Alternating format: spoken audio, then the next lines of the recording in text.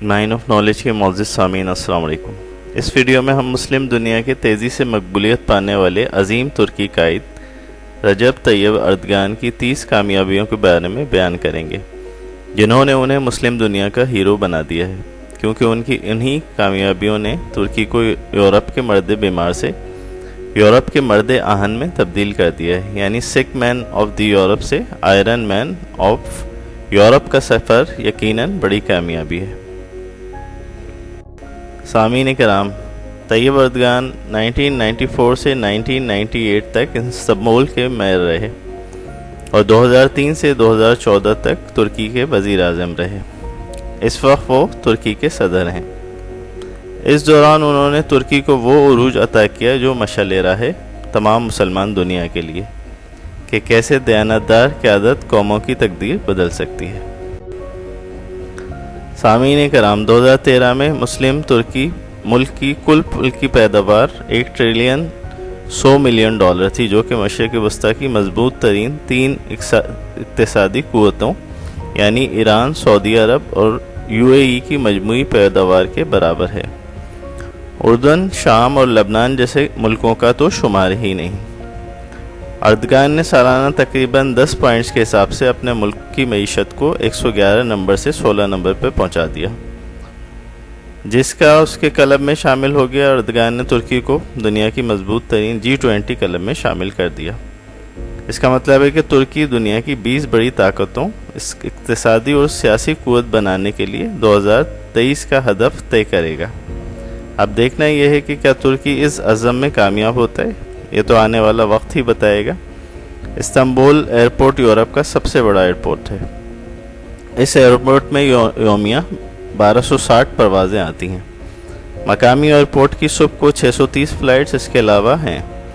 तुर्क एयरलाइन मुसलसल 3 साल से दुनिया के बेहतरीन फ़िज़ाई सर्विस होने का एजाज़ हासिल कर रही है। 10 सालों के दौरान तुर्की ने जंगलात और फलदार दरख्तों की शक्ल में 2 बिलियन सर्विस होने का एजाज़ हासिल किया। 10 सालों के दौरान तुर्की ने जंगलात और फलदार दरख्तों की शक्ल में 2 बिलियन 770 मिलियन दरख्त लगाए। अपने इस दौरे हुकूमत ने तुर्की ने पहला बख्तरबंद टैंक, पहला एयरक्राफ्ट, पहला ड्रोन और पहला सैटेलाइट बनाया। ये सैटेलाइट अस्करी और बहुत से दीगर उमूर सर अंजाम देने की सलाहियत रखता है। अर्दगान ने 10 सालों के दौरान 125 नई यूनिवर्सिटियाँ, 179 स्कूल, 510 हस्पताल और 1,69,000 नई क्लासेस बनवाई ताकि तलबा की तादाद फ़ी क्लास 21 से ज़्यादा ना हो। गुज़िश्ता माली बहरान के दौरान जब अमरीका और यूरोप की यूनिवर्सिटियों ने भी अपनी फ़ीस बढ़ा दी थी, उन दिनों में भी अर्दगान ने हुक्मनामा जारी किया कि तमाम यूनिवर्सिटियों और कॉलेजेस में तालीम मुफ्त होगी और सारा खर्चा हुकूमत बर्दाश्त करेगी।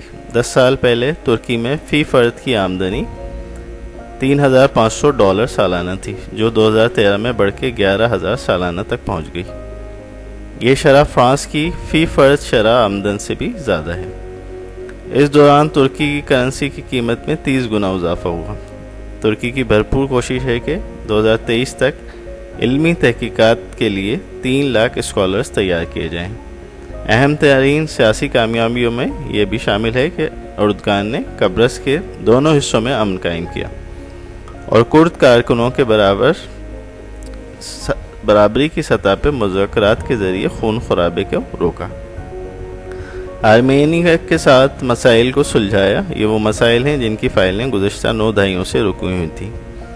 तुर्की में तनख्वाहों और उजरतों में 300% इजाफा हुआ है। मजदूर की कम अज़ कम तनख्वाह 340 लीरा से बढ़ के 1000 लीरा तक हो गई है। काम की तलाश में फिरने वालों की शरह 38% से घट के 2% पर आ गई है। तालीम और सेहत में इसका बजट बहुत ज़्यादा है। यहाँ उस्ताद की तनख्वाह डॉक्टर के बराबर है। मुस्लिम तुर्की में 35,000 टेक्नोलॉजी लैब बनाई गई हैं, जहाँ नौजवान तुर्की तरबियत हासिल करते हैं। अर्दगान ने 47 अरब का बजट खसारा पूरा किया और उसके साथ साथ गुज़श्ता जून में बदनाम ज़माना वर्ल्ड बैंक के कर्जे की $300 मिलियन की आखिरी किस्त भी अदा कर दी। सिर्फ यही नहीं बल्कि तुर्की ने वर्ल्ड बैंक को $5 अरब का कर्जा दिया। मज़ीद बरहा मुल्की ख़जाने में $100 अरब का इजाफा किया, जबकि इस दौरान बड़े बड़े یورپی ممالک اور امریکہ جیسے ملک قرضوں، سود اور خزانے میں 100 ارب ڈالر تک کا اضافہ کر چکے تھے، اور وہ سب حیران اور پریشان ہیں ترکی کی حیرت انگیز ترقی کو دیکھ کے۔ 10 سال قبل ترکی کی برآمدات 23 ارب ڈالر تھیں، اب اس کی برآمدات 153 ارب ڈالر ہیں، جو کہ دنیا کے 190 ممالک میں پہنچتی ہیں۔ ان برآمدات میں پہلے نمبر پہ گاڑیاں، دوسرے نمبر پہ الیکٹرانک کا سامان جو کہ یورپ میں بکتا ہے، اور الیکٹرانک اشیاء میں ہر 3 میں سے 1 ترکی کی بنی ہوئی ہوتی ہیں۔ ترکی حکومت نے توانائی اور بجلی کی پیداوار کے لیے کوڑے کی ری سائیکلنگ کا طریقہ اختیار کیا ہے۔ اس سے ترکی کی 1/3 آبادی مستفید ہو رہی ہے۔ ترکی کے شہری اور دیہی علاقوں کے 98% گھروں میں بجلی پہنچ چکی ہے۔ اردگان نے ایک ٹی وی پروگرام میں ایک بچے کے ساتھ مباحثے میں شرکت کی جس میں ترکی کے مستقبل کے بارے میں گفتگو ہوئی۔ اس بچے کی عمر 12 سال سے زائد نہیں تھی۔ اردگان نے اس بچے کی بھرپور حوصلہ افزائی کی اپنے اس عمل سے۔ اردگان نے ترکی بچوں کو مباحثہ اور گفتگو کی ایک بہترین مثال پیش کی۔ اس سے ان بچوں کے مستقبل کا اندازہ لگایا جا سکتا ہے، ان کا کانفیڈنس لیول چیک کیا جا سکتا ہے۔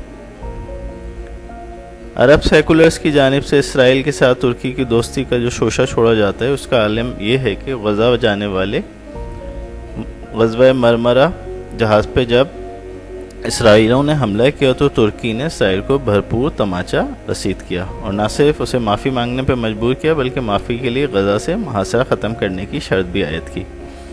2009 میں ہونے والے دافوس اقتصادی کانفرنس میں جب اسرائیلی صدر پیریز نے غزہ پہ حملے کا جواز پیش کیا اور لوگوں نے اس پہ تالیاں بجائیں تو اسرائیل کے دوست اردگان نے تالیاں بجانے والوں پہ شدید تنقید کی، اور یہ کہہ کے اس کانفرنس سے اٹھ گئے کہ تمہیں شرم آنی چاہیے کہ ایسی گفتگو پہ تالیاں بجاتے ہو، حالانکہ اسرائیل نے غزہ میں ہزاروں بچوں اور عورتوں کی جانیں لی ہیں۔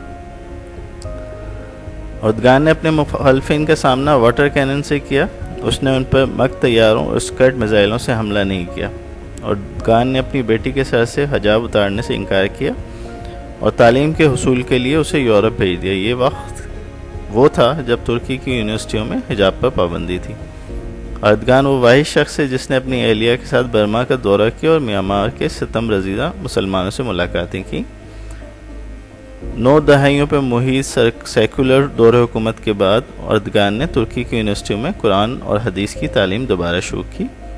اردگان نے یونیورسٹی اور عدالت میں حجاب پہننے کی آزادی دی، خود ان کی وائف جو ہیں مسز وہ حجاب پہنتی ہیں۔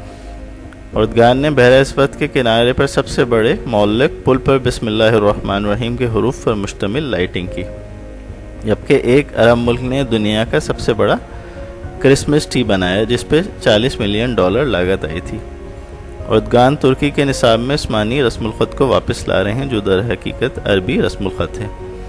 اردگان نے 7 سال کی عمر کے 10,000 بچوں کے ایک جلوس کا اہتمام کیا جو استنبول کی سڑکوں پہ اعلان کر رہے تھے کہ وہ 7 سال کے ہو گئے ہیں اور اب وہ قرآن اور نماز کا حفظ شروع کر دیں گے۔ نماز کی عادت ڈالنے کے لیے بچوں کو سائیکلوں کی تقسیم نے عوام کے دل جیت لیے۔ سامعین کرام، رجب طیب اردگان نے ترکی ریپبلک کے سالانہ اجلاس میں اشارہ دیا ہے کہ 2023 جبکہ معاہدہ لوزان ختم ہو رہا ہے جس میں ترکی پر اتحادیوں کی طرف سے فرسٹ ورلڈ وار کے بعد ذلت آمیز پابندیاں لگائی گئیں، اردگان کہتے ہیں کہ 2023 پابندیوں کے خاتمے کے ساتھ ہی ترکی کا انقلابی سال ہوگا انشاءاللہ، اور سارے خطے کا مستقبل ایک نئی کروٹ لے گا۔ انہوں نے کہا ترکی نئی فتوحات اور کامیابیوں کے دروازے پہ کھڑا ہے۔ انہوں نے کہا کہ خلافت عثمانیہ کے پیٹھ میں پہلا خنجر پہلی جنگ عظیم کے دوران سیورس معاہدے میں گھونپا گیا، جس میں ترکی کو اپنی بڑی زمینیں یعنی سائپرس، لیبیا، مصر، سوڈان، عراق اور شام کے کئی حصوں سے محروم کر دیا گیا۔ یہ سیورس معاہدہ 1920 میں ہوا مگر ترکی نے اسے ماننے سے انکار کر دیا اور اتحادیوں کے خلاف لڑائی جاری رکھی اور ان پر فتح حاصل کی۔ پھر 1923 میں معاہدہ لوزان کے تحت کمال مصطفیٰ اتاتورک نے ماڈرن سیکولر ترکی کی بنیاد رکھی۔ سامعین کرام، 1923 کے بعد ترکی آئل کی ڈرلنگ شروع کر کے اپنی طاقت میں بہت بڑھانا شروع کر دے گا۔ دوسری طرف پابندی ہٹنے کے بعد وہ بلیک سی اور بحیرہ مرمرا کو ملانے والا راستہ یا چینل بھی تیار کرنا شروع کرے گا۔ یہ ترکی کو عظیم تر بنانے کا سفر تیز کر دے گا۔ ترکی کی شام اور عراق میں مداخلت فوجی بنیادوں پہ اس کے عزائم بھی واضح کر رہے ہیں۔ خطے میں صرف ایران اور اسرائیل اس کے فوجی اور قائدانہ عزائم کی راہ میں رکاوٹ ہیں۔ یہ تمام حالات و واقعات ترکی کی خلافت عثمانیہ کے وقت کے علاقوں میں گہری دلچسپی اور انہیں واپس ترکی میں شامل کرنے اور داخل کرنے یا ان پہ اثر قائم رکھنے کا اظہار ہے۔ ترکی عالمی طور پر اسلامی دنیا کے لیے قائدانہ کردار کا بھی خواہاں ہے۔